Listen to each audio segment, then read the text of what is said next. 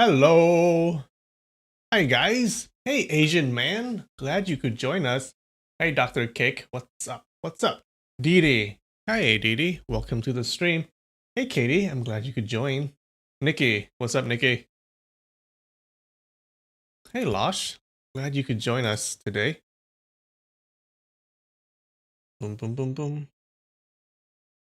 Hold on. Give me a second. Changing some settings. Hey, what's up, Cupie? All right. How are you guys doing? How are you guys? We haven't seen each other for a week, so I want to catch up. I've been doing okay. What's up, Patrick? Hey. Yeah, I'm doing good. Doing good. Doing good. Doing my thing.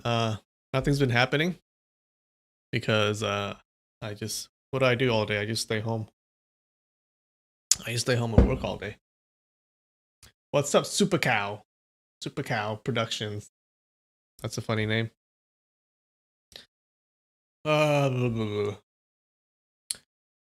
Hey, Mercedes. Glad you could join us. All right. I got some food today. Look at this.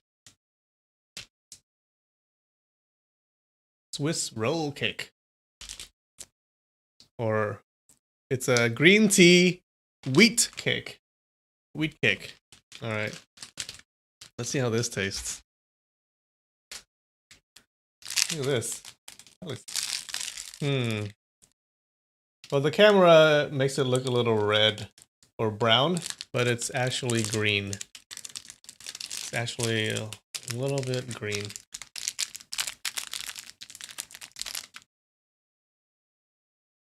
You had Vietnamese tacos. All right. Did you like them? All right, let's do this.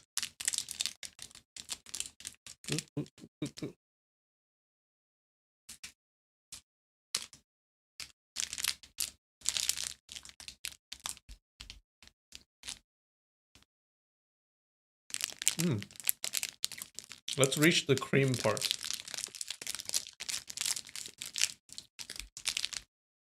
The green tea part is pretty good. What about the cream?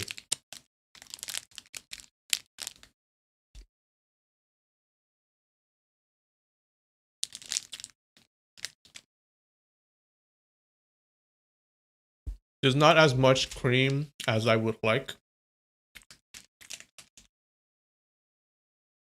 As you can see, there's a little bit of cream. But I would love even more cream. Just pack it up in there. So you can really taste it. Not bad.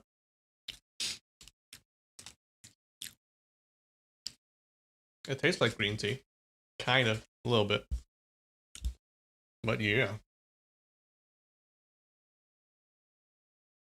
Vietnamese food is okay, you guess? Oh, come on. Vietnamese food is the best. Pho is the best. Pho is better than ramen. Challenge me. Who agrees?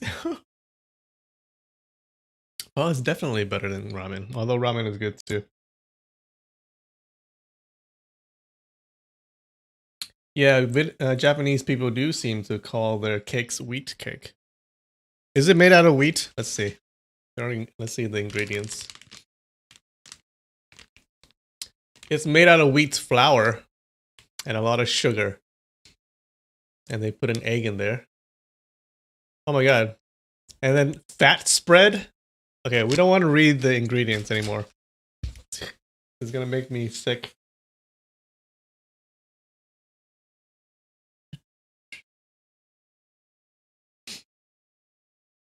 You love them? Good. Oh yeah, banh mi is also good. Oh, have you guys had those? If you haven't tried Vietnamese banh mi, let's look it up.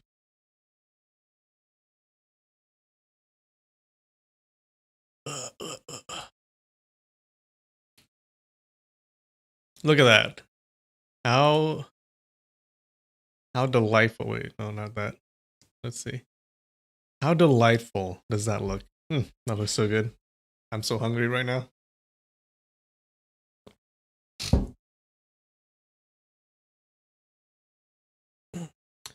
You can't live without pho? Me too. If I can eat pho every day, I would. I probably would not get tired of it. Mm. Yeah, what would I like? If you could eat one food for your entire life, what would it be? What would it be? It has to be one food.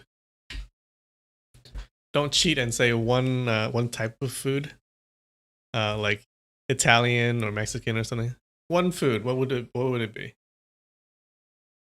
Mine would probably be pho. With pho. With ramen, a close second, but pho is really good. You've never tried Vietnamese food in general. Well, you should, Cloud. Come on. You're missing out. Okay. Chinese noodles? Yeah. Not as good as Vietnamese. Gotta say. Gotta say. You guys know the feeling when you just when you take your clothes out of the dryer and it's all warm and stuff. That's what I'm feeling right now. I just got these out of the dryer, so I'm feeling very good. Feeling very, very warm. I'm about to fall asleep. You know what? I'm gonna do that right now. All right, bye. Thanks for joining, you guys. I'm gonna go to sleep. Bye. No, you would just eat sushi? Can you really eat sushi every day? I mean, I like sushi, but I don't think I can eat it every day. Although there are a lot of different kinds of sushi, so I guess you get a variety. And with pho, you only get one kind of thing. It's basically the same. There's not much variety to it.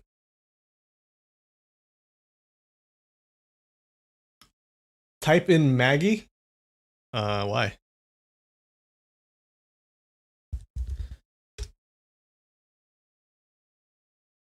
Oh, this? I know the soy sauce Maggie. Is that what you mean, or do you mean the Maggie masala? I haven't had this. This is Indian, right?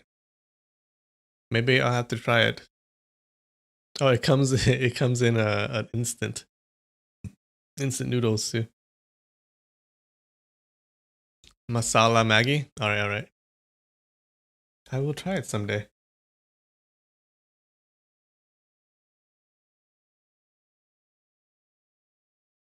Well, sushi is not okay. Sushi, I've recently learned that sushi is if you get sushi from especially sushi you get from like the 7-Eleven or like a gas station, they're not safe, man. Um I recently learned that, there are like worms or something that live in them. Probably not worms. I'm not saying this right. It's something. It's tapeworms? No, not tapeworms. It's some kind of worms that live in sushi. Okay? And it's relatively common. Of course, it's not in every sushi box, but it's relatively common, and people have gotten sick from it. All right, really sick. Like you have to go to the hospital sick. Um, yeah, because it's uncooked, right? And you keep it there for a long time. So sushi, especially the sushi in gas stations, so they just keep it there for a long time, and these worms are in there, and they're not small. So you can, if you look closely, sometimes you can see the sometimes people have seen like little white worms in the sushi. Yeah, and most of the time they're fine. You can probably eat them. Like most of the time, you can ingest them and it's fine. But sometimes they're parasites, so sometimes they really hurt you. Yeah, I've recently learned. So sushi is not safe. I think you have to get it from a clean source, but even the clean sources, they still exist. Sushi is good, but I recently found out that it's questionable. Uh, Oh, of course I've eaten cooked sushi. Kidding me?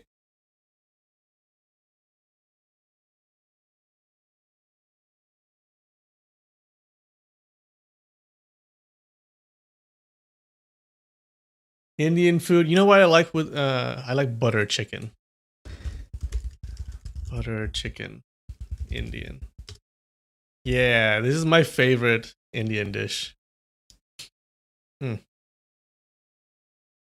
Eat it with a little rice, a little naan. Yeah, like this.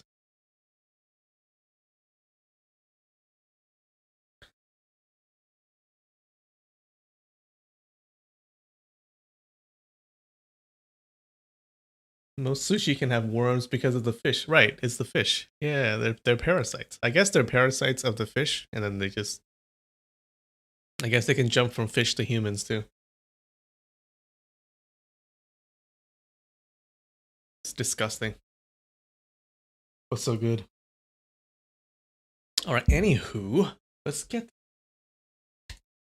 Oh, all right. Let's do a recap. Okay, of what happened in the story last week. If you remember last week, our hero Ling Hu Chong and his new boob buddy, his new boob friend, his new best friend, sworn brother, Xiang Wenxian. They're at the residence of the four playfellows, and they're there sparring. They're in disguise, right? They're in disguise as other people. They're there and they're sparring with these with individually with these four brothers. Okay, and they're sparring because these four brothers want these kind of treasures that they had. Okay, and Xiang Wenjian had a bunch of treasures, and they're each tailored for one of for each brother. Okay, the treasures are tailored for each brother because each brother has a certain interest, right, that they're very obsessed with, and they really want these treasures. So they're fighting for these treasures. If anyone in the residence can win a fight with Ling Hu Chong, then the brothers get the treasures. Okay, so now the fighting, and in the last week we had the senior brother of the four playfellows fight Ling Hu Chong using his zither. Okay, he uses zither to fight. Right, he's like, I guess the sound has chi infused in the sound. He's fighting, but the senior brother loses. Okay, so all four brothers lose, and no one can defeat Ling Hu Chong. So they're all defeated, and then Ling Hu Chong and Xiang Wenxian, they're about to leave, but then the four playfellows stop them. They're like, wait, wait, come back, come back. We have another challenger for you. Okay, so apparently there's another person in the residence that can challenge Ling Hu Chong, right? And so he must be like this super powerful person, stronger than the other four. Okay, to be able to defeat Ling Hu Chong. But they have a stipulation that everyone has to wear masks during the fight. Okay, so everyone that's viewing the fights and the two fighters, they have to wear masks. And that Xiang Wenxian could not attend the match. So Xiang Wenxian could not see the match. Okay, he could not be there. Now Xiang Wenxian he didn't agree. Okay, he's like, oh no, you guys are gonna cheat. Okay, I don't want you guys to cheat my brother here. So I want to stay and watch the fight. All right. So we don't know who he's fighting yet. Okay. So who in that place he's fighting. And we don't know why they don't want Xiang Wenxian to be there.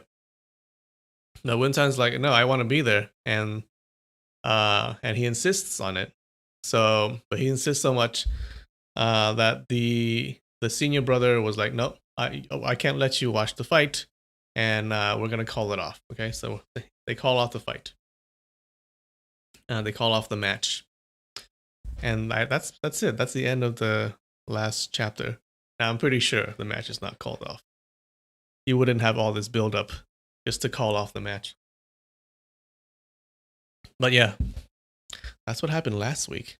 That was a short recap.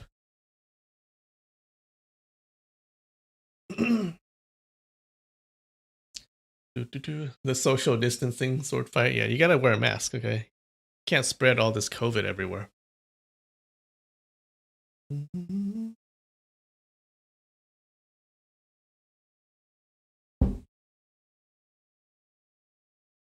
All right. Let's go to the screen.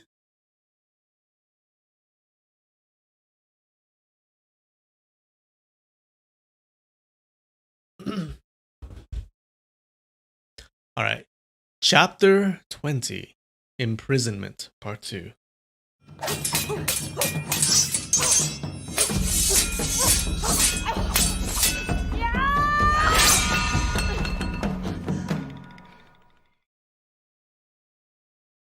All right, so now they have just called off the match.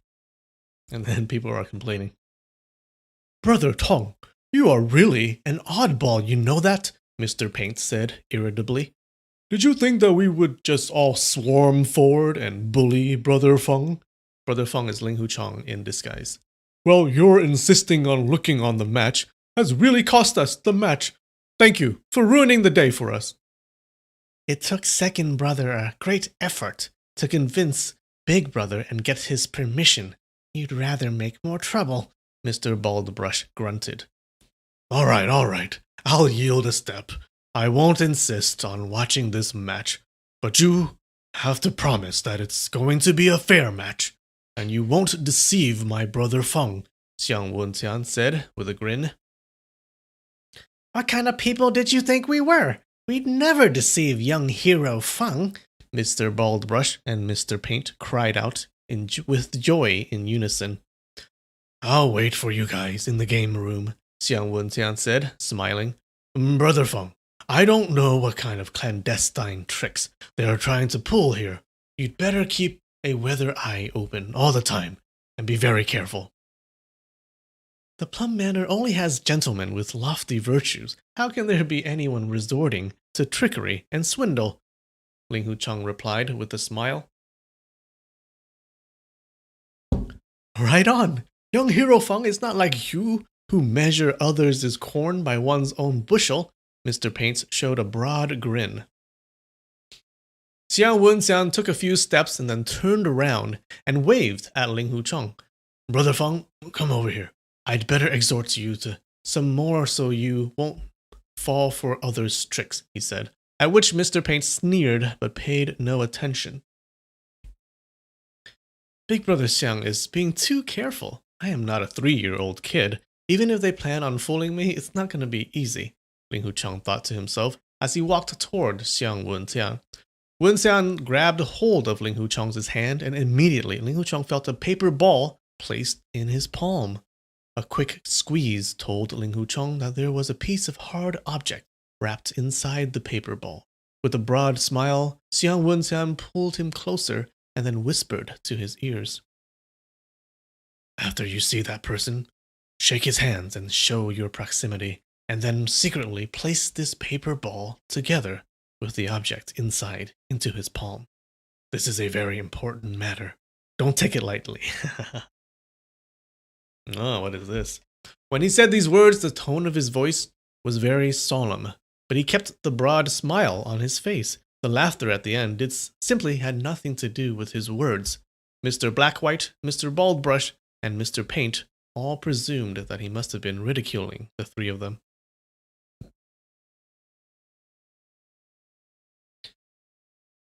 Oh my god, you guys. Like, you're bombarding me with words. Clandestine? Clandestine means secretive, like secret. A bushel? A bushel is like a bushel. It's like a... Wait. Was he calling a bushel of corn?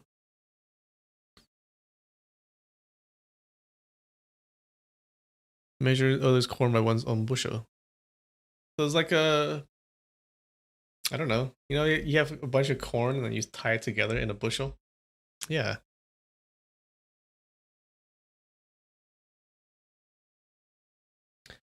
Da da da da. Da da da. All right, you wanna look it up? Look it up. clandestine.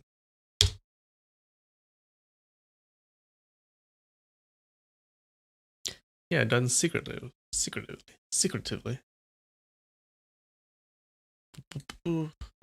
Bushel.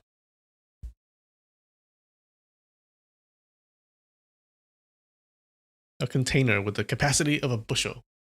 There you go. Define paper?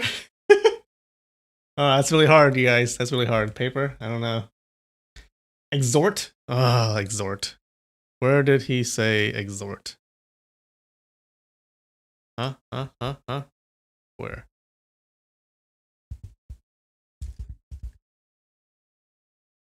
Oh fuck.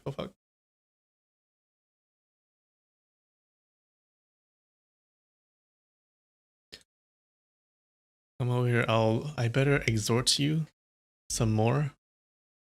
Ooh. What the hell does that mean? I'd better talk to you? Describe. Give you advice. Give advice.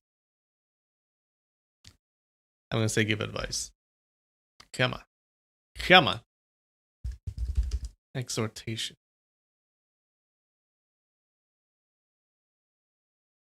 Strongly encourage or urge someone to do something. Do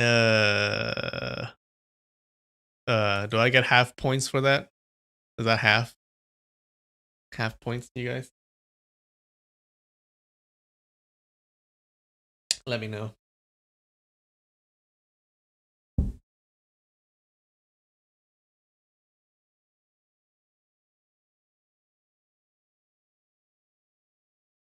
So I gave him a paper ball.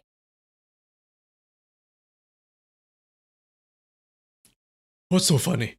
Young Hero Feng, no doubt, has excellent sword skills, but we haven't had a chance to check out the sword skills of Brother Tong, Mr. Paint challenged. My sword skills are most ordinary. There's no need to check it out. Xiang Wenxiang laughed out loud before waddling out of the room. Great, let's go see Big Brother again, Mr. Paint said merrily. The four of them entered Mr. Huangjong's zither hall once again. Mr. Huangjong did not expect their return and had already removed the mask from his head. Big Brother, we have finally convinced that Brother Tong. He has agreed to not watch the match, Mr. Black-White said. Good, Mr. Huangjong replied. Picking up the black cloth mask, he put it back onto his head. Oh, you didn't like my explanation of exhort? Okay, fine. No one is accepting that. All right, that's one song. Jesus Christ, we just started. Slow down, you guys. Just slow down.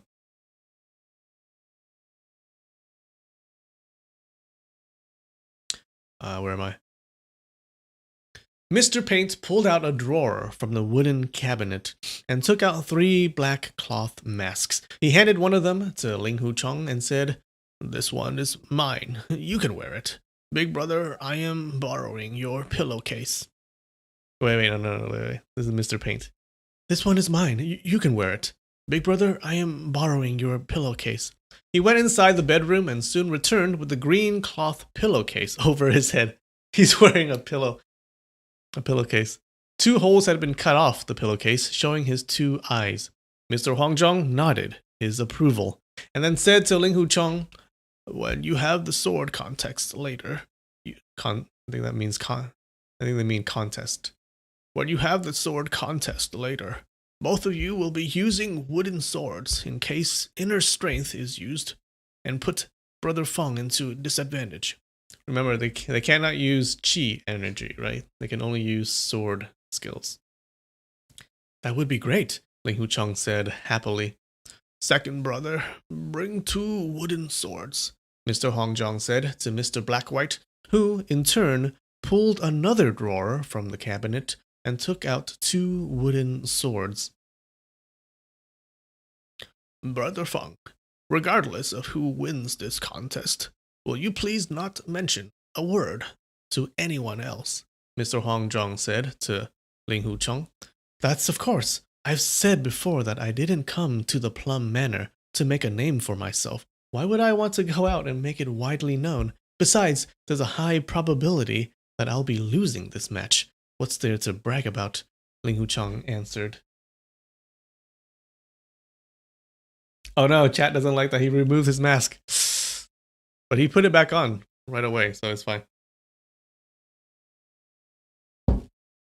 This is a socially distanced match. Well, that's not necessarily a sure thing, but I believe Brother Feng is a man of his words and won't let the word out. Will you please also not mention a word about anything you see afterwards? Not even to that Brother Tong. You know, do you think you can do that? Mr. Hongjong asked. Not even Big Brother Tong? After the sword contest, naturally he would ask me about the entire course. If I keep my mouth completely shut, isn't it rather harsh for our friendship? Ling Hucheng hesitated. That Brother Tong is a worldly wise man. Once he is made aware that Brother Feng has made a promise to me, he would understand that a true man's promise is worth 1,000 gold, and you must make good on your promise. Then naturally he won't force you to tell against your will, Mr. Hongjong said. That's true. I promise you, Ling Hucheng agreed.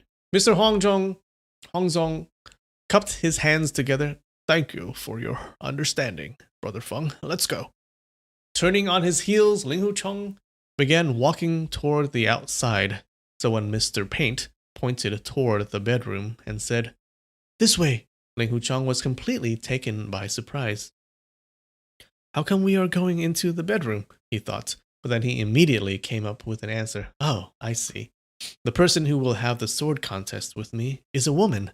Maybe she is First Master's wife or a female relative. That's why they insisted on not having Big Brother Xiang watching the match by the side. They don't want her to see my face and don't want me to see her face either, because males and females should be distinguished. And First Master urged me again and again to not mention a word to anybody else, not even to Big Brother Xiang. If it weren't because it had something to do with a female, why would they be so serious?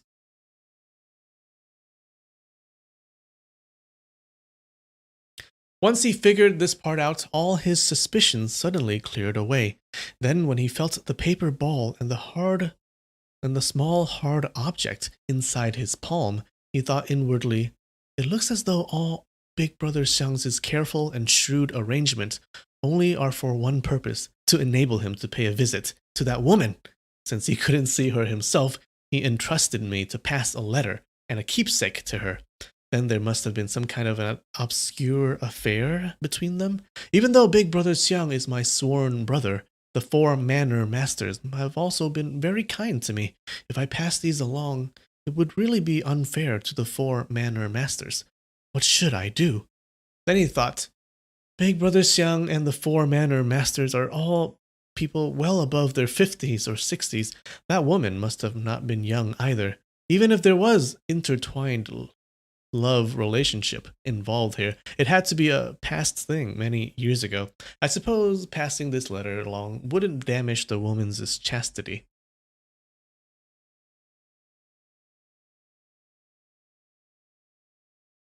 I like how they think that passing a letter would damage a woman's chastity.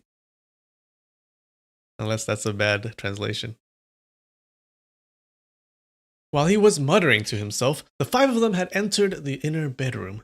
The arrangement in the room was very simply with only a bed and a small table. The gauze bed curtain hung above the bed appeared antiquated and showed slight yellow.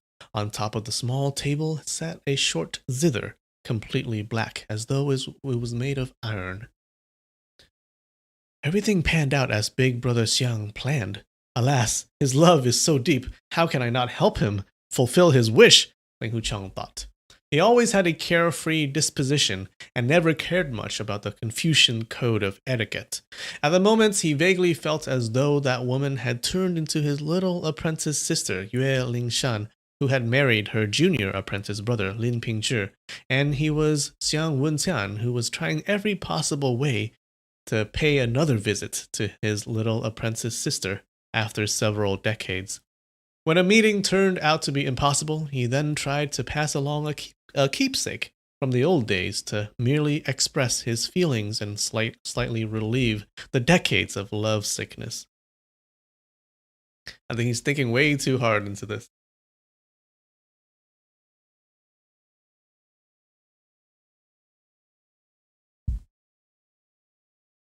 Define chastity? Well, chastity means virginity. Um, but I guess this is not virginity. This is like more her reputation, as Lush says. But yeah, I think these days when we use chastity, it's virginity. Yeah.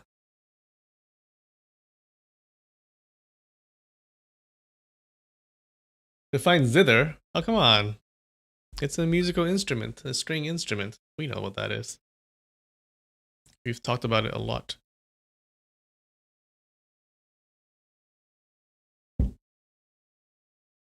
Maybe it was also because of this old lover of his. Big Brother Xiang broke away from the demon's cult and didn't hesitate to have a complete fallout with the chief and his fellow members in the cult, Li Hucheng thought. Amid his reverie, Mr. Huangzhong had already lifted the beddings on the bed, removed the bedboard off the bed, exposing an iron plate with a copper ring attached to the top of it. Now it's under the bed. There's something under the bed. With a tight grip at the copper ring, Mr. Huangzhong pulled upward, and a 4-foot wide and 5-foot long iron board rose up slowly, revealing a large, rectangular shaped opening. The iron plate was at least half a foot thick and appeared to be extremely heavy. It's a secret door, you guys. After placing the iron plate on the floor, Mr. Huangzhong said to Ling Hucheng, "This person's residence is kinda strange. Brother Feng, please, follow me." At those words, he jumped into the opening. "After you, young hero Feng," Mr. Blackwhite urged. Very surprised, Ling Hucheng followed suit and also jumped into the opening. What he saw next was an oil lamp hanging from a wall, which illuminated the surroundings indistinctly. Where he stood now seemed to be the very beginning of a tunnel. The beginning of a tunnel. Following behind Mr. Huangzhong, he walked forward, and soon Mr. Blackwhite and the rest of the people also jumped down, one after another. About 20 feet following the passageway, the tunnel seemed to have come to an end. Mr. Huangzhong took out a string of keys from his chest pocket and inserted one of them into a keyhole. Turning the key several times, he pushed forward. Amid a series of scrunches, a stone gate slowly opened up. Ling Hucheng found himself more and more astounded, and at the meantime felt more and more sympathy toward Xiang Wenjiang. They have locked the woman up in a dungeon.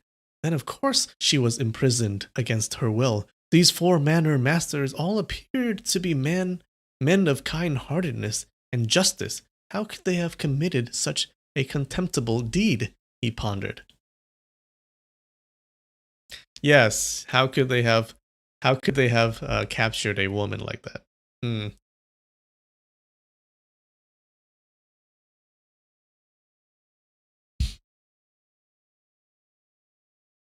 The tunnel kept descending deeper and deeper under the ground. By then, they were probably over 1,000 feet below the surface. The tunnel made a few turns when another gate met Ling Hucheng's eyes.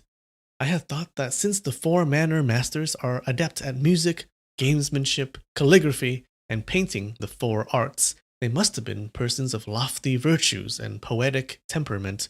Who would have thought that they would have set up private prisons and imprison a woman in such a hellhole that's completely devoid of daylight and sunshine? Ling Hucheng felt resentments brewing inside his chest. When he first entered the tunnel, he had no intention to watch out for the 4 manor masters, but at the moment he simply couldn't help feeling his vigilance growing considerably. They couldn't defeat me in sword tests. Could it be possible that they have lured me down here so they could imprison me here? There are gates after gates inside the tunnel. No one would be able to escape, even if he was furnished with wings. That thought almost made him shudder. But with Mr. Hongjong in front of him, Mr. Blackwhite, and Mr. Baldbrush and Mr. Paint behind, and not a single weapon in his hands, he found himself quite helpless. Uh-oh.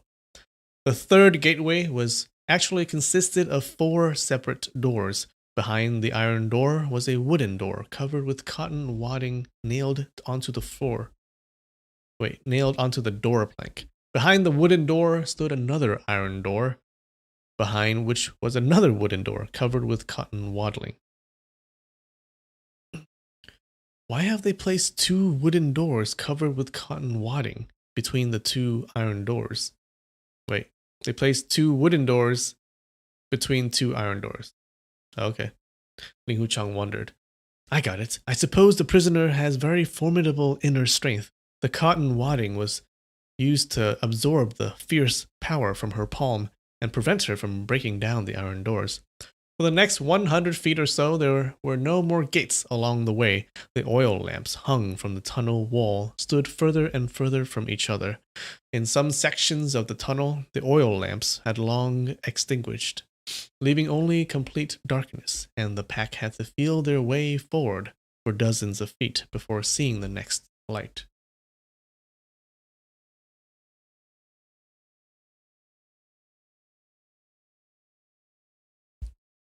Oh, you think it's soundproofing? Okay. Maybe you're right. It's for soundproof. The further they went, the harder it was to breathe, Ling Huchang found. Moreover, the tunnel wall and the tunnel floor had turned awfully damp. Suddenly, a thought came to his attention. The Plum Manor sits on the bank of the West Lake. After walking for so long, we are probably deep underneath the West Lake by now. This person is locked up underneath the lake. Not only is it impossible for her to escape by herself, it is also impossible for others to rescue her. Because as soon as they dig open the tunnel wall, water from the lake would have poured in from above. Oh, this is a elaborate prison, you guys.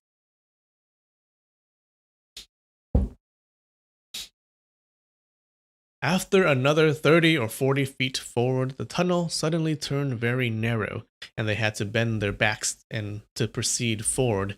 The further they went, the lower they had to bend their backs. Another 20 feet later, Mr. Huangzhong finally held his steps and took out his flint to light up the oil lamp on the tunnel wall. What's wrong with me? Before long, another iron door came into view under the dim light. An iron door with a square-shaped opening 1 foot wide. Mr. Ren, Huangzhong and his brothers have come to visit you. Mr. Huangzhong spoke toward the square-shaped opening loud and clear. What? How could it be Mr. Ren? Shouldn't the person locked inside be a female? Ling Huchang was taken aback, but no response came from the inside. Mr. Ren, we are very regretful for not having sent our respects to you often. We have come today to inform you of an important matter. Mr. Huangzhong spoke again. Suddenly, a hoarse voice bellowed from inside the cell. Important matter, my ass! If you got horse shit, unload it now. If not, get the hell out of here. Ling Huchang was dumbfounded. Instantly, all his previous fancy disappeared like mist and smoke. Not only did the voice belong to an old man, the words this man used were also so crude that they had to come from the mouth of a street vulgar. Yeah, of course it wasn't a woman.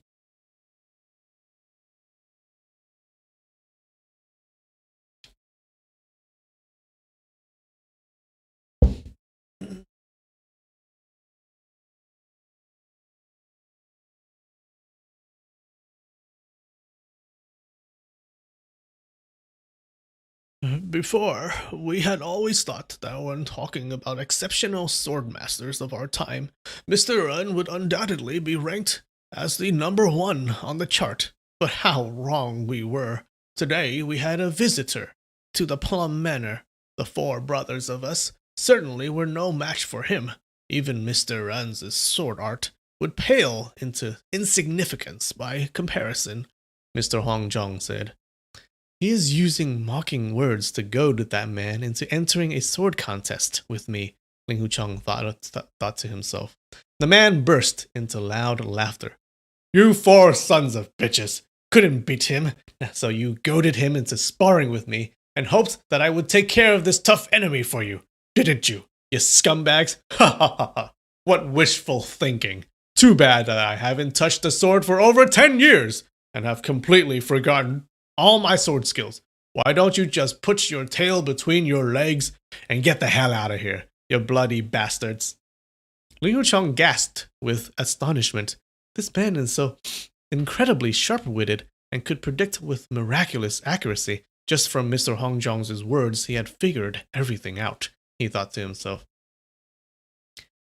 Big brother, in no way would Mr. Ren be this person's rival. This person said that nobody in the Plum Manor could defeat him, and he wasn't overstating the case.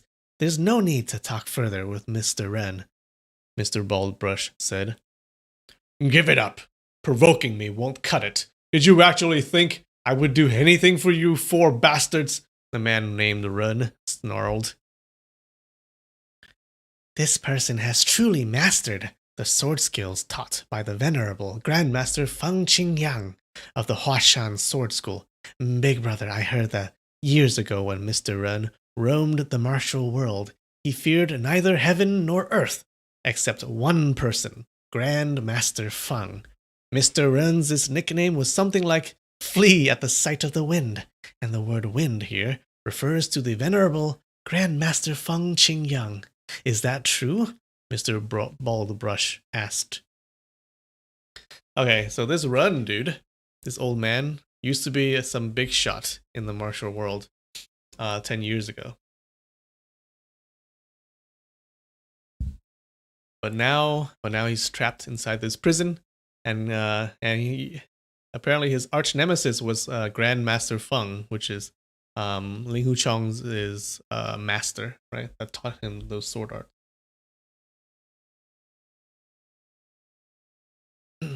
What stinking fart! Rubbish! The man named Ren roared at these words. Third brother said it wrong, Mr. Paint joined in. Why? Mr. Baldbrush asked. You got one word wrong, Mr. Paint elaborated. Mr. Ren's nickname is not flee at the sight of the wind. It is flee at the sound of the wind. Now think about it. If Mr. Ren had already had Grandmaster Feng in his sight, the two of them couldn't have been very far from each other. And how could Grandmaster Feng have allowed him to get away? Only that as soon as he heard Grandmaster Feng's name mentioned, he starts running right away, restless like a cur straight from his pack. And hasten like a fish slipping out of the net, Mr. Baldbrush added. Is he able to keep his head on his neck all the way till today? Mr. Paint completed the sentence. The man named Ren seemed to be quite amused by these words and laughed out loud. You four stinking bastards found yourself driven from pillar to post by him, and then thought that you could beg me to take him on? Go jump in the lake. Did you think I am so stupid to fall for your tricks? Mr. Hongjong heaved a sigh. Brother Feng, he said. Brother Feng, he said to Ling Hucheng, this Mr. Ren here is already frightened out of his wits simply at the mention of the Feng in your name. There's no need for another sword match. We'll just admit that you are the #1 sword master in the entire world. Although Ling Hucheng knew that he had imagined everything wrong when he found out that the person was not a woman, seeing him stuck in the dungeon and obviously for a very long time, the feeling of sympathy soared in his heart spontaneously. From the tone of everybody, he deduced that this person had to be a very senior master with extraordinary kung fu skills. So when he heard Mr. Hongjong's words, he objected. First Master, it is not true. When Grandmaster Feng discussed sword arts with me, he held this venerable Mr. Ren in very high esteem. He said that in regard to sword masters of our time, the revered Mr. Ren was the only person he had admiration for, and that if I were lucky to meet this Mr. Ren someday, I must kowtow to him with utter respect. ask for his advice with sincere desire. These words sent Mr. Hongjong and his sworn brothers in complete shock, while that Mr. Run found himself on the high ropes. Laughing loudly, he said, "Little friend, what you said is very correct. Mr. Feng Qingyang is no ordinary swordsman. He, and only he, is capable of recognizing the subtlety of my sword arts. Grandmaster Feng knows that he is here?"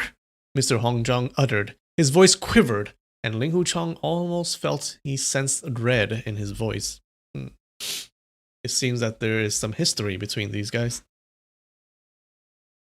Grandmaster Feng thought that the revered Mr. Run had retired to a scenery spot in a famous mountain. Ling Huchong decided to run wild with his made-up story.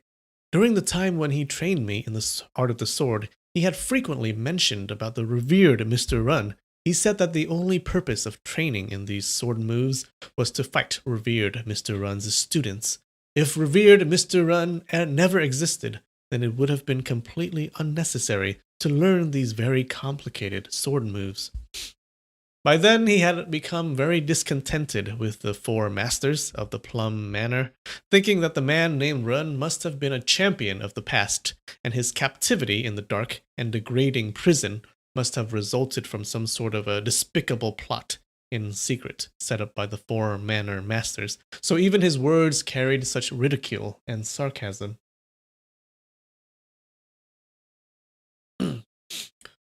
That's right, my little friend. Feng Qingyang really has some good insights. You got the better of these folks in the Plum Manor, didn't you? The man named Run asked. Well, since my sword skills were taught by Grandmaster Feng himself, then unless it was you, Mr. Ren, or unless it was a student of yours, ordinary people, of course, wouldn't stand a chance, Ling Huchong replied. By saying these words, he had publicly denounced Mr. Hongjong and the bunch. The more he felt how dark, damp, and gloomy the dungeon was, the angrier he was at the four manor masters. He had only stayed here for a very short while, and was already feeling awfully uncomfortable.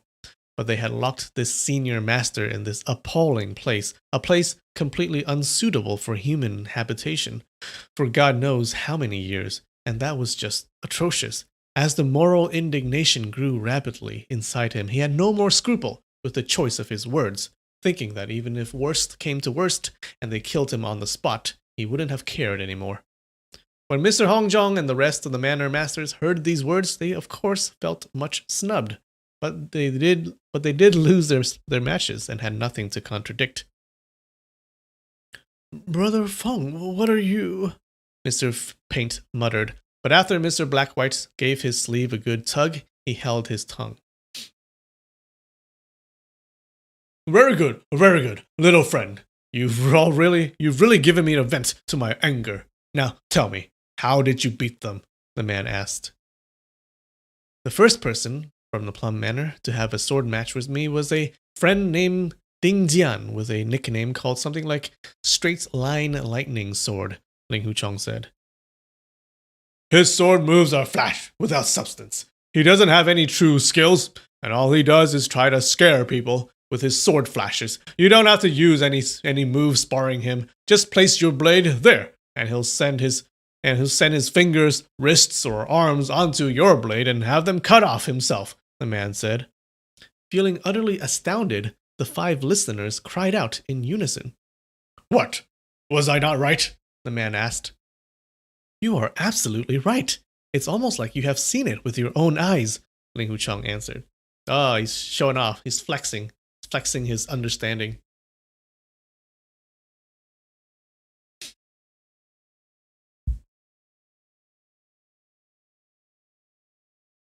Define snub. Snub is like insulting someone. Like,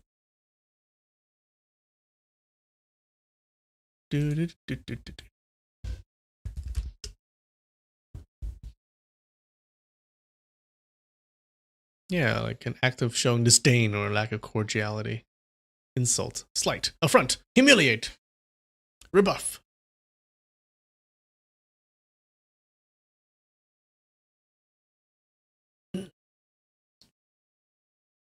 Great. Then did he cut off his 5 fingers or a hand?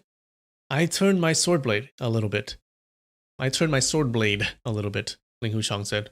Wrong! Wrong! Why be so nice to your enemy? You are too kind-hearted, and one day you'll for sure get the worst of it. So, who was your second opponent? It was Fourth Master. Fourth's sword skills, of course, are better than that straight-line fart sword, but not by much. Good one, Mr. Ren. After he saw you defeat Ding Jian, I bet that he'd be using that unique stun of his, which he prided himself on. What was that sword art called? Oh yeah, it's called the Splashing Ink Slicing Hemp Sword Art, with something like White Aurora Shooting the Sun, or Mounting Flood Dragon and the Soaring Phoenix, or something like Willow Wickers fluttering in the breeze. Hearing that the man was able to spell out his prided sword moves with such accuracy, Mr. Paint found himself in an even bigger shock. Fourth Master's sword art was actually quite clever, except that it has too many flaws when he attacks, Ling Huchang said. Ha ha ha, old Fang's student certainly has a few tricks of the trade. You hit the mark with a single comment, and have identified the deadly flaw in his splashing ink, splitting hemp sword art of his. Within this sword art of his, there's one move which he always thought to be the most formidable killer move in the entire art, called Jade Dragon Hanging Upside Down, where he would bring the sword swishing down from above with sheer force. If he indeed launched this sword move against a student of Old Feng, then all the opponent had to do was to slice the long sword upward, right next to his sword blade, and all his 5 fingers would have been sliced off, and the blood from his hand would splash everywhere, like splashing ink. It's called the Splashing Blood Slicing Fingers sword art. Ha ha ha! Senior Master can predict with miraculous accuracy. I did defeat him on this move exactly as Senior Master has described, but I have no grudges against him. Besides, Fourth Master had feasted me with great wines and treated me very kindly, so in regards to the 5 fingers, there's no need to slice them off, Mr. Ling Huchang said. By then, Mr. Paints' face looked as though someone had painted it scarlet and violet. He was well worthy of the name Mr. Paint, except that his head is covered by a pillowcase so no one could actually see his face.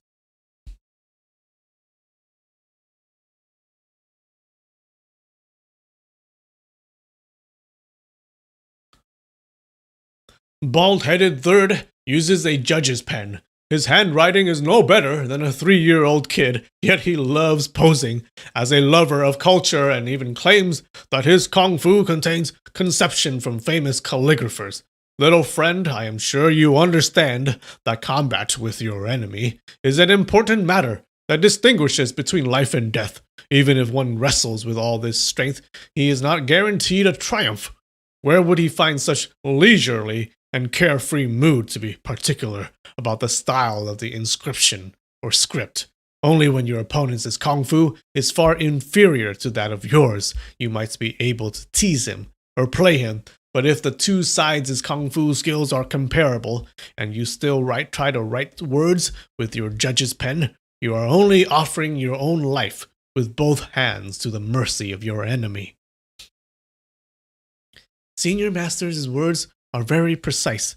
The third master is a bit too casual when he fights others, Ling Huchang agreed. Well, they're totally insulting all these 4 masters.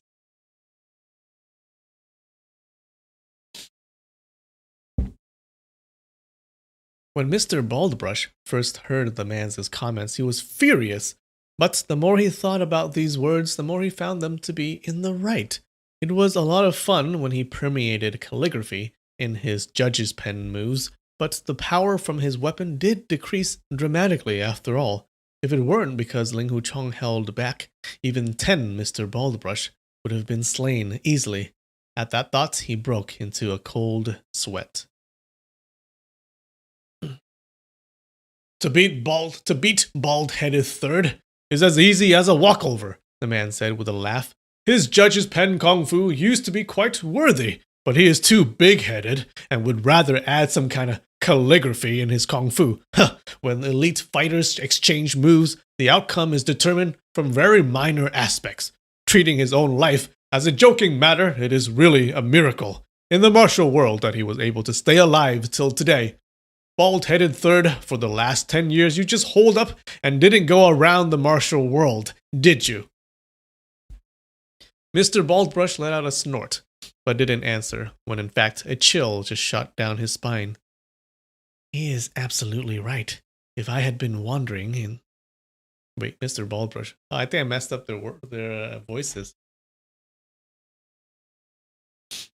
He is absolutely right. He is absolutely right. If I had been wandering in the martial world in the last 10 years, there's no way I'd still be alive today, he thought inwardly.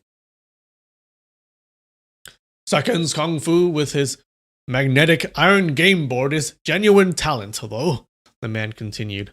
Once he starts his attack, each move becomes faster than the previous one, and the attack would swamp his opponents like a gust of blizzard or a sudden downpour. It is indeed not easy to withstand for ordinary martial artists. Little friend, tell me how you broke his attack. Well, I certainly dare not to use the word break here, only that as soon as the fight broke out, I initiated my attack as well as the second master and was able to force him into defense, Ling Hucheng replied. Excellent. How about the second move? The man asked. With the second move, I used a forestall attack again, and second master took a defending stance again. Excellent. Then how about the third move? With the third move, I was still attacking, and he was still defending. Incredible. In the old times, Black-White was indeed awe-inspiring in the martial world.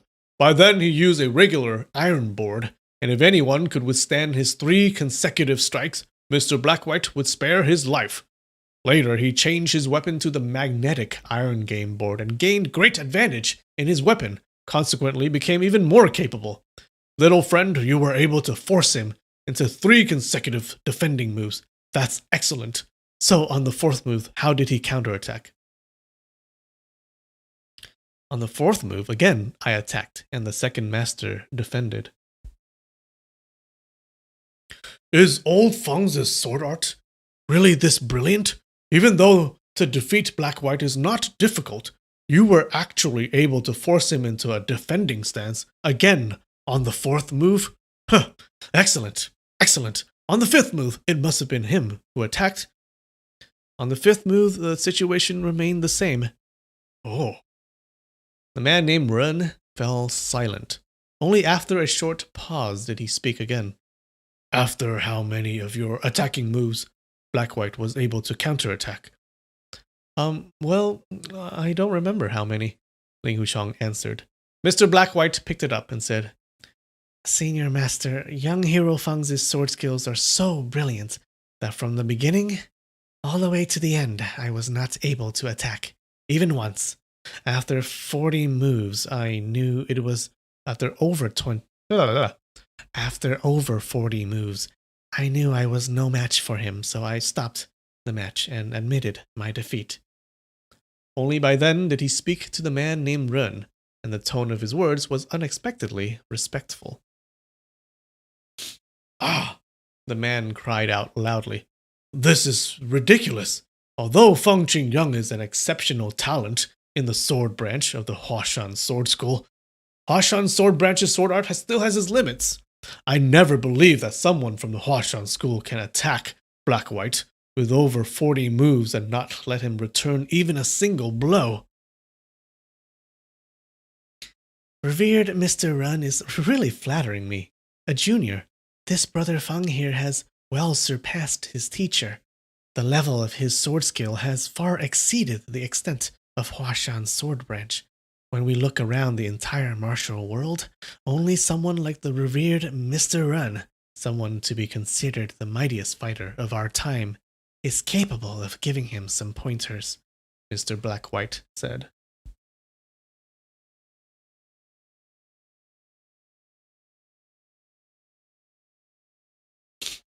Mr. Huangjong, Mr. Baldbrush, and Mr. Paint all sounded very rude, while Mr. Black-White spoke with the utmost esteem. But whether they were provoking words or flattering words, their intentions remained the same. That is, to let this Mr. Run have a sword contest with me, Ling Hucheng thought to himself. Huh, your fawning stinks just the same, the man reprimanded. Long Zhong's moves and techniques are only on par with that of Black White's, but his cultivation and inner strength is not bad at all. Little friend, is your inner strength stronger than him too? I had incurred prior injuries and had lost all my inner strength. That was why First Master's 7-string invisible sword had no effect on me at all, Ling Huchong replied. The man burst into loud laughter. Ha ha, that is very interesting. Little friend, I think I'd like to check out your sword art, he said. Ah, they're gonna fight. Senior Master, please, don't fall for their scheme. The 4 playfellows of Jiangnan want to goad you into having the sword match, but they actually have ulterior motives, Ling Huchong urged. What ulterior motives? The man asked. They made a wager with a friend of mine that if anyone in the Plum Manor can defeat my sword art, then that friend of mine would have to lose a few things to them, Ling Huchong explained. Lose a few things? I suppose they must be rare music scores, game manuals, or probably authentic calligraphy books or paintings from ancient times, the man said. Whoa. How did he know that? Senior Master can foresee with divine accuracy, Ling Huchong said. I only want to see your sword art. We are not having a real fight. Besides, who said I'd be able to defeat you for sure? It's practically certain that Senior Master would prevail over me, but we must ask the 4 Manor Masters to give their words on one condition, Ling Huchong said. What condition? The man asked. If Senior Masters defeat the longsword in my hand and win those several treasures for them, the 4 Manor Masters must open the cell door and let Senior Master leave this place, Ling Huchong explained. Little friend has a very fantastic idea. Did Feng Qingyang teach you that? The man grinned. Venerable Grand Master Feng has no idea that Senior Master is imprisoned here, and I had absolutely no clue about it as well, Ling Huchong said. Young Hero Feng, Mr. Blackwhite suddenly called out. Whoa. Wait. Young Hero Feng, Mr. Blackwhite suddenly called out. What is the name of this revered Mr. Run? What nickname has he gained from fellow martial masters in the martial world? Which school was he headmaster of? Why is he locked up here? Did the venerable Grandmaster Feng tell you anything about it? Facing these 4 sudden questions from Mr. Blackwhite, that's right, because he doesn't know anything about this guy. All of it, for some reason he's on his side, but what if he's a really bad dude? Facing these 4 sudden questions from Mr. Blackwhite, Ling Huchong found himself tongue-tied. Before, when Ling Huchong had attacked 40 or so moves in quick succession, Mr. Blackwhite had been able to ward them all with 40 or so defending moves. But now, when Mr. Blackwhite suddenly asked him 4 questions in quick successions, as though he was attacking with 4 moves, Ling Huchong couldn't even fend off any one of them. After some indistinct falters, he said, well, I haven't heard any of those from Grandmaster Feng. I really don't know the answers to those. Right. I bet you don't have a clue, Mr. Paint joined in. If you had known the cause here, you wouldn't have wanted us to release him. If this man gets to leave this place, then the entire martial world would have been turned upside down. Countless of people would die under his hands, and there will never be another peaceful day. There will never be another peaceful day in the entire martial world. That's correct, the man guffawed. No matter how daring the 4 playfellows of Jiannan are, they never have the guts to let me out of the prison cell. Besides, they are only following orders to watch over this place, nothing more than 4 puny prison guards. How could they have the authority to release me? Little friend, this request of yours has really elevated their status too much. Ling Huchong kept his silence, thinking, I have the least bit of idea about any of these. implications. No wonder only a few sentences into it I've already given myself away. Brother Feng, Mr. Huang Zhong said, when you saw how gloomy and damp the dungeon is, I naturally used sympathize with this Mr. Ren. Therefore, felt resentment toward us four brothers. That only shows the errant tree in your heart, and I don't blame you.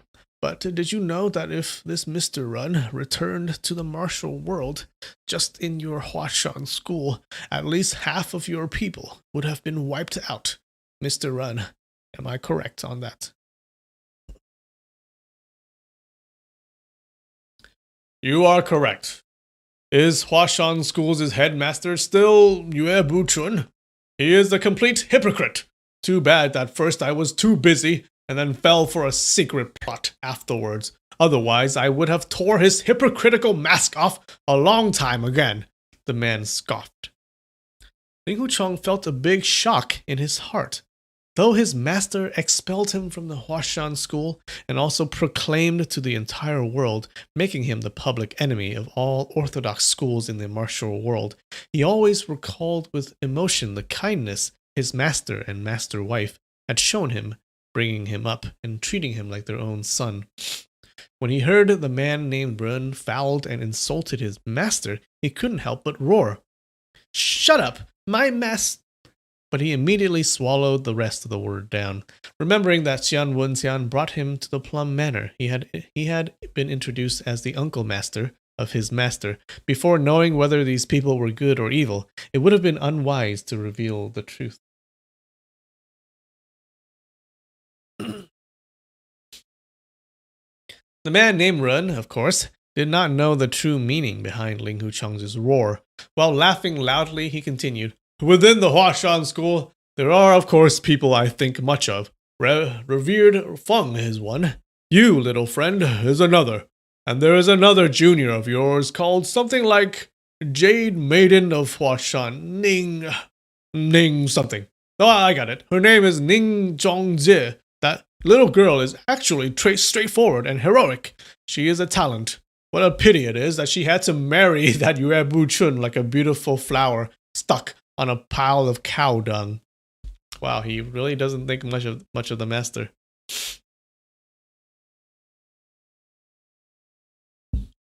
Ling Huchong didn't know whether to laugh or to cry when he heard the man referring to his master wife as a little girl, so he didn't respond. At least he had favorable comments for a master wife and called her a talent. "Little friend, what's your name?" the man asked. "My surname is Feng, and my first name is Zhong," Ling Huchong replied. "Anyone with the surname Feng in the Huashan school can't be bad. Come in here. Let me check out Reverend Feng's sword art," the man said.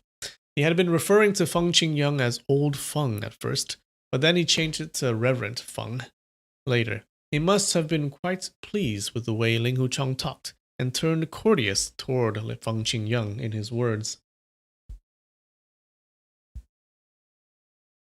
Ling Huchong's curiosity had been growing constantly for a good while and was very eager to meet this man, to take a look at how he looked and to find out how great his kung fu was. "My shallow sword art is only for bluffing some people on the outside, but in front of Senior Master it is nothing more than a laughing matter. But the Reverend Mr. Ren is a man with exceptional abilities. Since I am already here, how can I not pay a visit?" he said respectfully.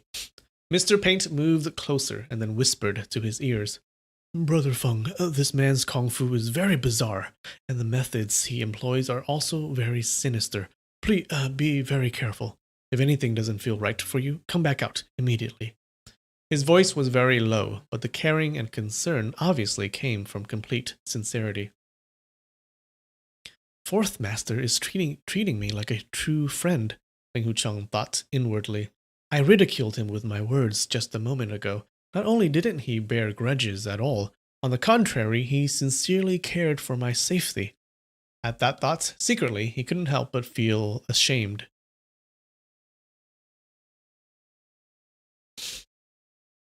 Come in, come in. What are they talking about on the outside? Talking so furtively. Little friend, the 4 clowns of the Jiannan are no good apples. All they want is to have you fall for their tricks. Nothing good will come out of their mouths. Don't trust a word from them, the man said loudly. Ling Huchong found himself wavering, not sure which side he should trust and which side he should help. That seems to be a sentence that describes his entire life. Mr. Hongjong took out another key from his chest pocket and then turned it several times after inserting it into the keyhole on the iron door. Ling Huchong had thought after he unlocked the door, he would go ahead and push the iron door open, but quite to his surprise, Mr. Hongjong stepped back and Mr. Blackwhite stepped forward, who also took out a key from his own chest pocket, inserted the key into the keyhole, and then turned a few times. After him, Mr. Baldbrush and Mr. Paint each took out his key and turned the key in the keyhole, respectively. 4 keys. Ling Huchong suddenly realized this senior master's status must have been very prestigious. The 4 manor masters each is holding a separate key, and it takes all 4 keys combined to be able to open the iron door. The 4 playfellows of Jiannan are as intimate as real brothers, and the 4 of them are almost like one unity. How come they don't even trust each other? Then he thought, a moment ago that senior master said that the 4 playfellows of Jiannan are only acting under orders like prison guards. They have no authority to release him at all. Maybe it was the same person who appointed them the guard duty, who ordered them to each hold a separate key. The turning sounds of the key were strident and unsmooth. Obviously, the lock was covered with rust, and it has been a long time since the iron door was last opened.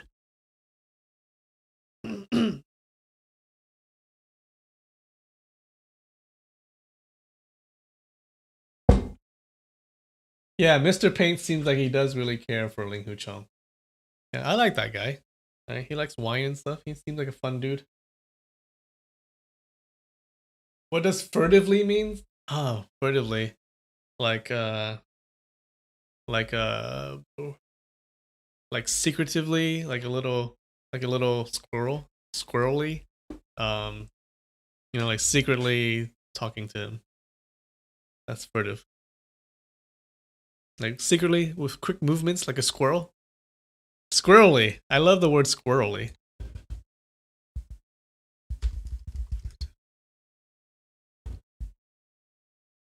In a way that attempts to avoid notice or secretively. Okay. There you go. There you go. There you go.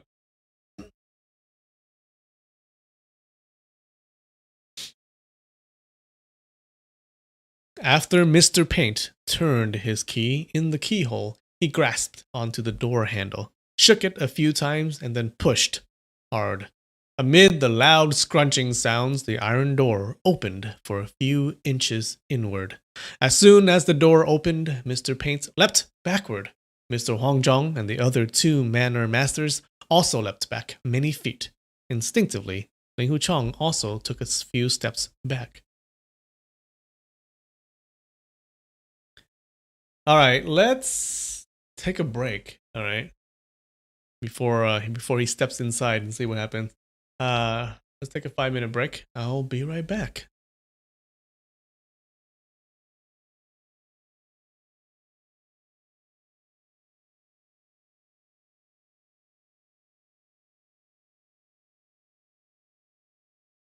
Whoops. Honey, what I think you need is a socket wrench. I play JV basketball. I'm sorry. I don't think it looks right.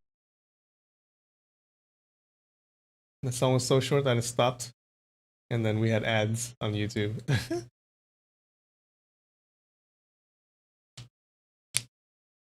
Alright, let's see what's happening. Take another bite of this.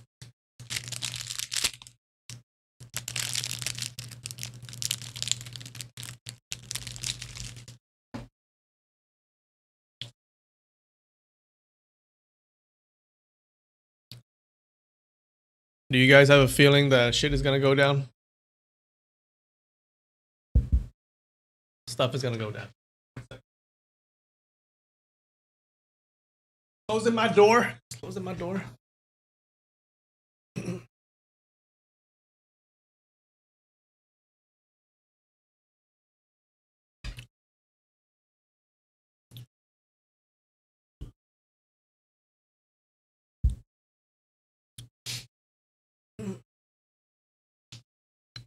That song was from the Smiling Proud Wanderer mobile game? Oh. That's a lot of songs, doesn't it, that game? Cinnamon roll? It's well, they call it wheat cake. Wheat cake. Not cinnamon, it's a green tea. Look at that. Oh yeah. It's pretty good. All right.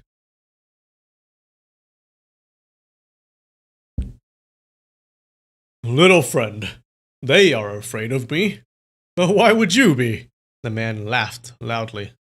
Right, Ling Huchong answered, and then stepped forward. Reaching his hand out, he pushed on the iron door. The hinges on the door were so rusted that he pushed very hard and only was able to open the door 2 feet wide. Immediately, a strong, stale smell filled his nostrils.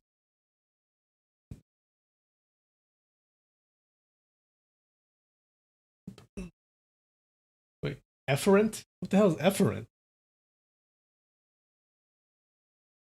Did we ever have that word?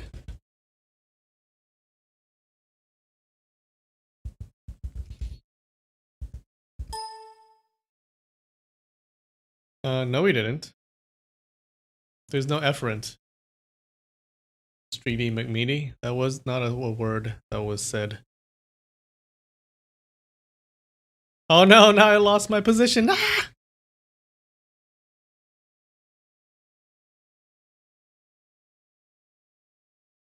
Where were we? Oh no.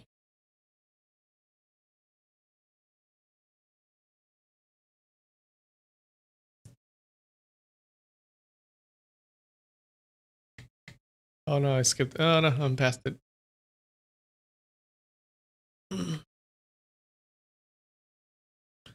Pink phone, little paint, and put the phone to oil. Oh, here it is.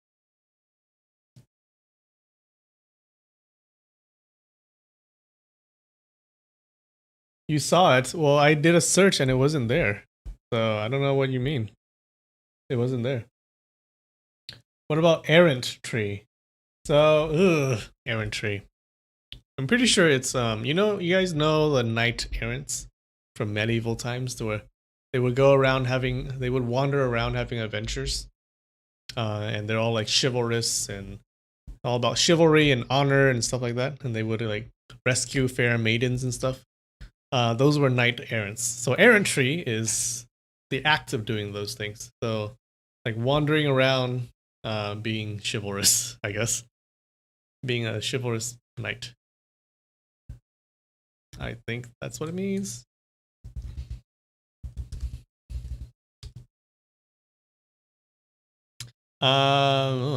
What?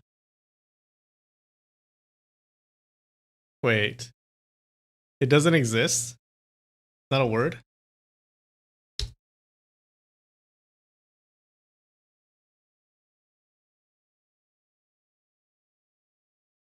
Errantry is not a word. Huh. Well, I'm thinking it's the noun form of this. So like here, traveling in search of adventure.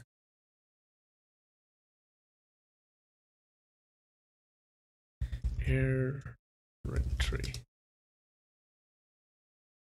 Oh, here it is.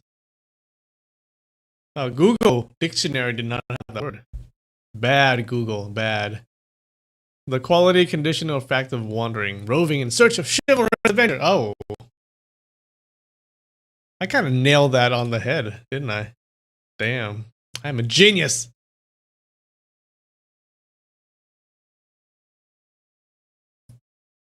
Oh, that was the one that you meant? Okay. Gotcha. I was like, efferent? What the hell is efferent?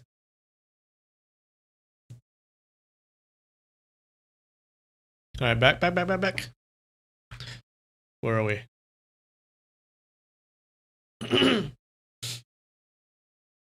Mr. Paint stepped forward and then handed him 2 wooden swords.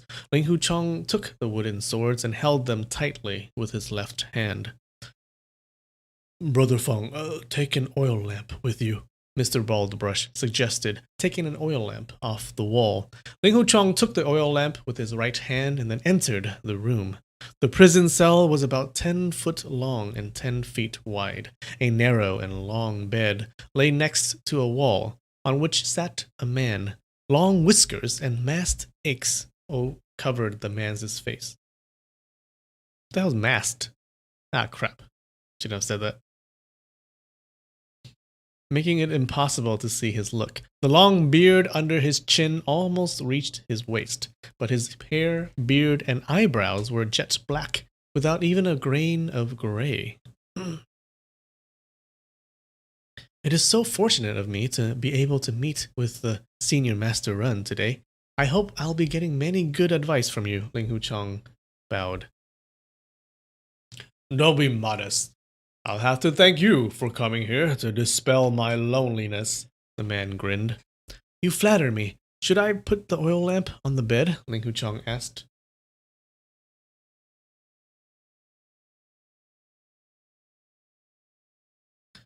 Fine. Fine, the man answered, but didn't reach out to get the lamp. This prison cell is too small to have a sword fight here, Ling Hu Chong thought to himself. He walked next to the bed and then set the oil lamp down. Expediently, he gently tucked the paper ball and the hard object inside into the man's palm. The man was slightly taken aback, but still took the paper ball, and he asked in a loud voice, Hey, you four chaps! Are you coming in to watch?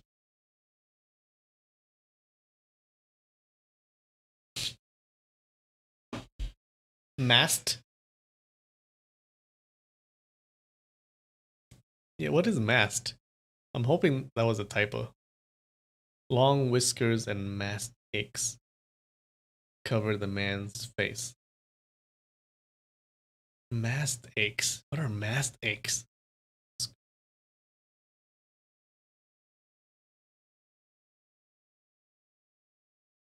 Like the mast of a ship? That doesn't make sense. Masked.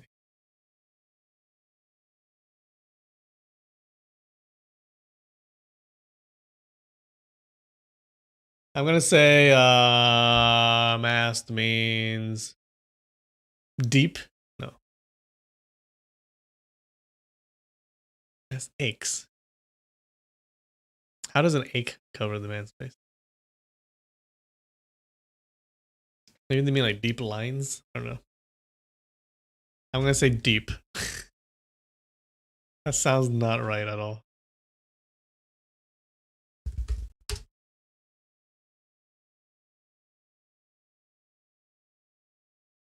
What? No, these don't match at all.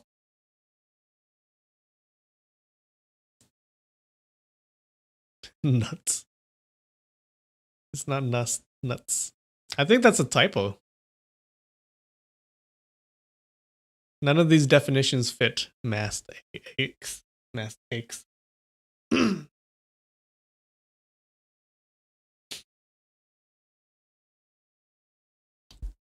Oh, you think it's mustache? Oh, long whiskers and mustaches and a mustache. Okay, got it. Yeah, that makes sense. Like masked aches. What the fuck? All right, you guys, come on. This is an important part. So look, he gave the guy the paper ball thing. He walked next to the bed and set the oil lamp down. Expediently, he gently tucked the paper ball and the hard object inside into the man's palm. The man was slightly taken aback, but still took the paper ball, and as he asked in a loud voice, Hey, you four chaps, are you coming in to watch? The space is too limited. There's no room, Mr. Hongjong replied. Suit yourself. Little friend, shut the door, the man said. Yes, Ling Hu Chong answered, and then shut the cell door. The man stood up, and immediately a series of slight clanking sounds clanged from around his body, as though many thin steel chains were clanking against each other. Reaching out with his right hand, he took a wooden sword from Ling Hucheng and heaved a long sigh. I have not touched a weapon for over 10 years. I wonder if I still remember the sword arts I learned many years back.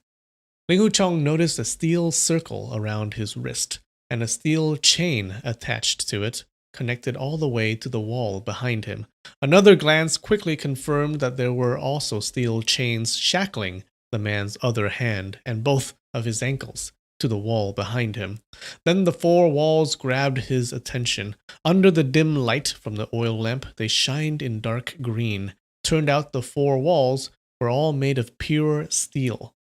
He figured that the chains and shackles on the man's wrists and ankles must have been made of pure steel, or else the chains this thin wouldn't have been able to restrain a top-notch kung fu master like him. The man gave the wood sword a swing. The swing came from above to below, and the sword merely moved about 2 feet in the air, but suddenly loud buzzes echoed in the small room. Senior Master, what incredible strength, Ling Hucheng praised. The man turned around, and Ling Hucheng could vaguely see that he opened the paper ball, saw the hard object wrapped inside, and began reading the writings on the paper.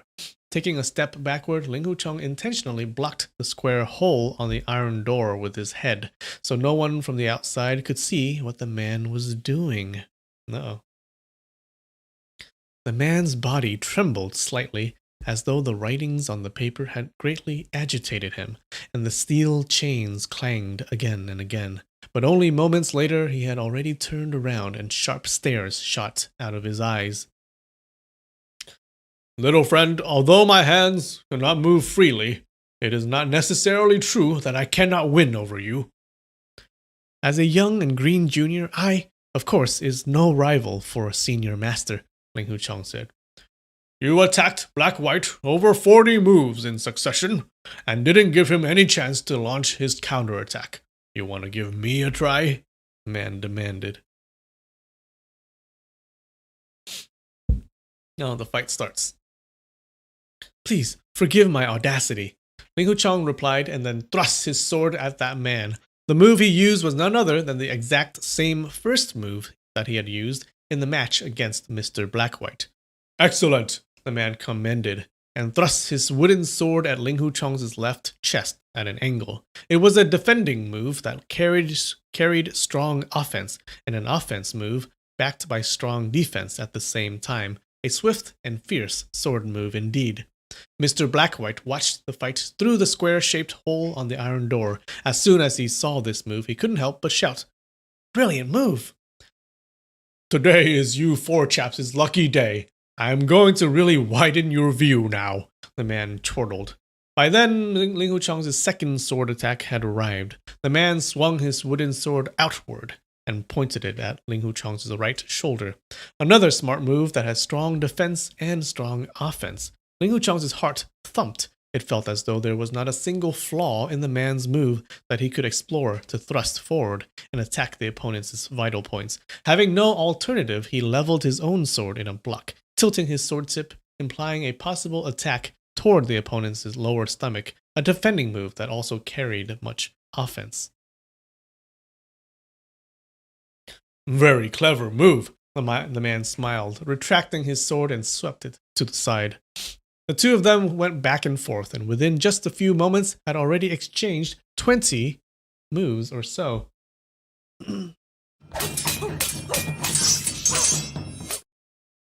But during the entire course, the two wooden swords never even touched each other. Oh, well, that's the wrong sound effect.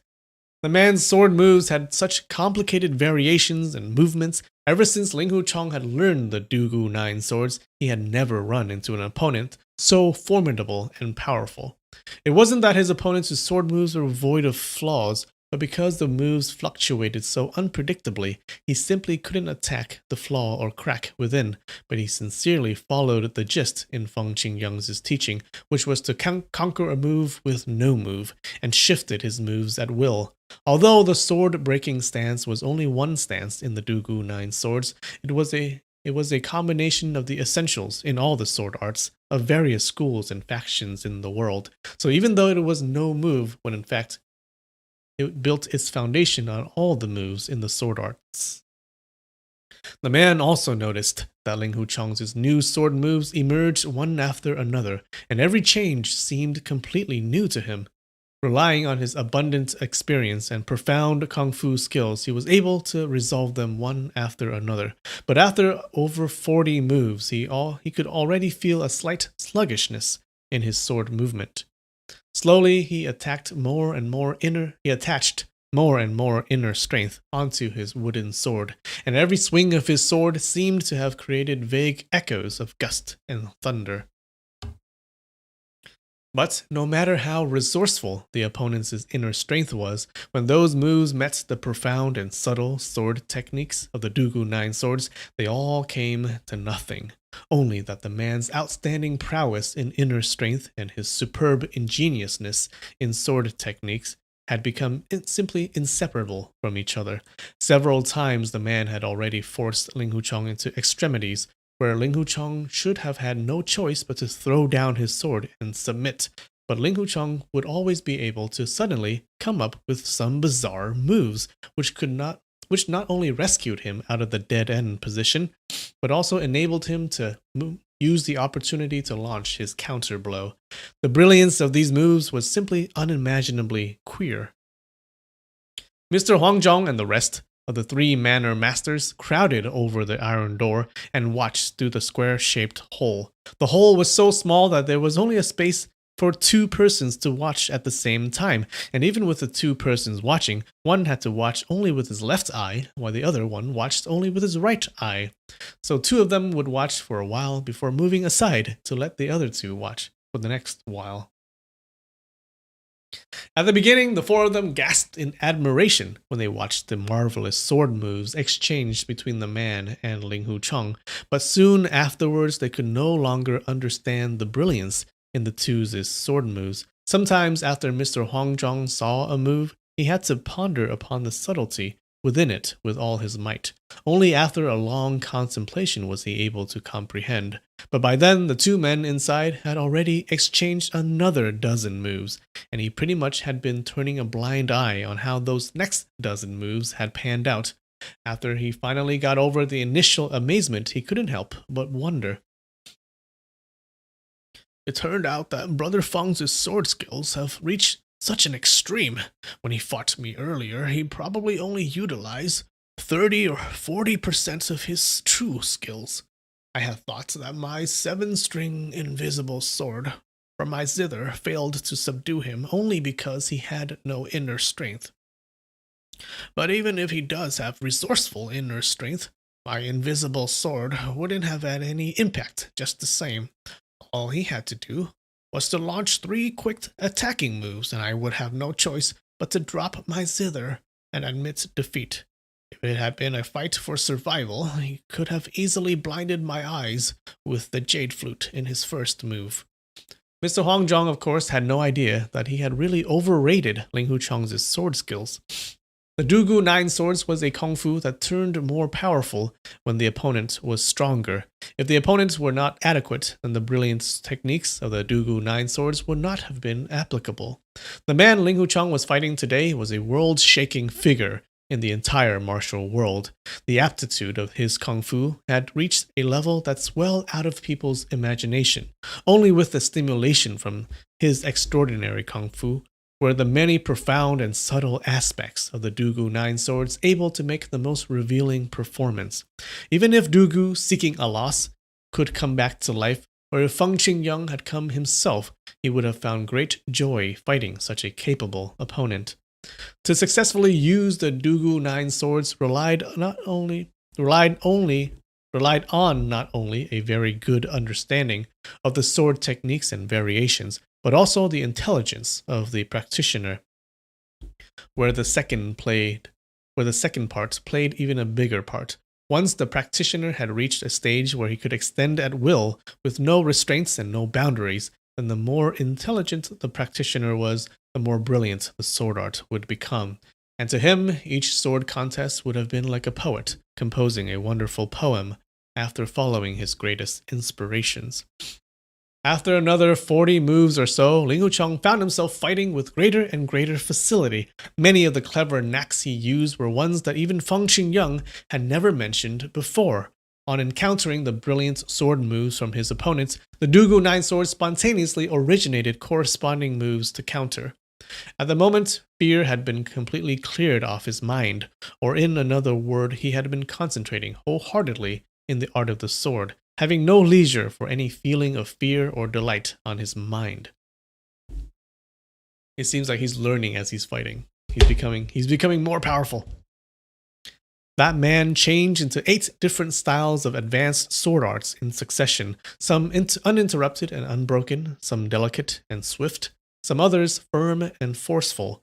But regardless of how he changed his moves, Ling Wuchang was able to handle the change with ease, as though these 8 sword arts were ones he had been trained to spar against ever since he was young. The man suddenly swung his sword in a block and yelled out loud, "Little friend, who on earth taught you your sword art? I don't think Reverend Feng has that capability." Ling Wuchang was slightly surprised.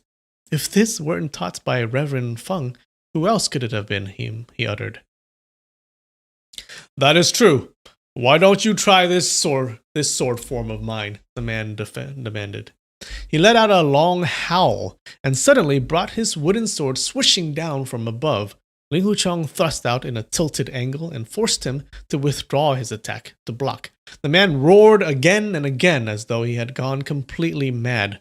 The more pressing his roars were, the faster his attacks became. Ling Wuchang didn't find anything peculiar about this sword form, but each of the thundering roars made his ears buzz uncomfortably and made him feel annoyed and perplexed. He tried to hold his calm with difficulty and continued breaking the opponent's attacks, but suddenly the man let out a earth-shattering and heaven-battering howl. Ling Wuchang felt a loud ring in his ears, as though his eardrums had been shattered by the thunderous shock.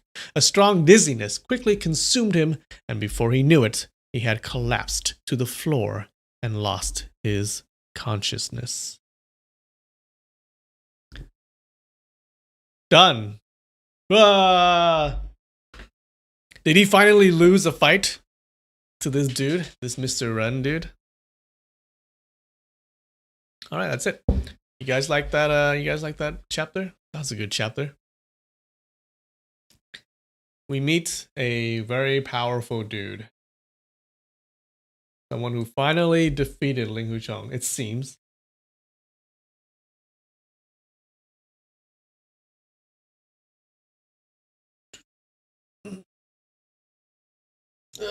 Too short. Was that short? I guess it was. Yeah, the chapters are getting shorter. We had really long chapters. Like some time ago. This one, like 30. 30 was pretty long. Who lost consciousness? Ling Wuchang. Our hero lost consciousness.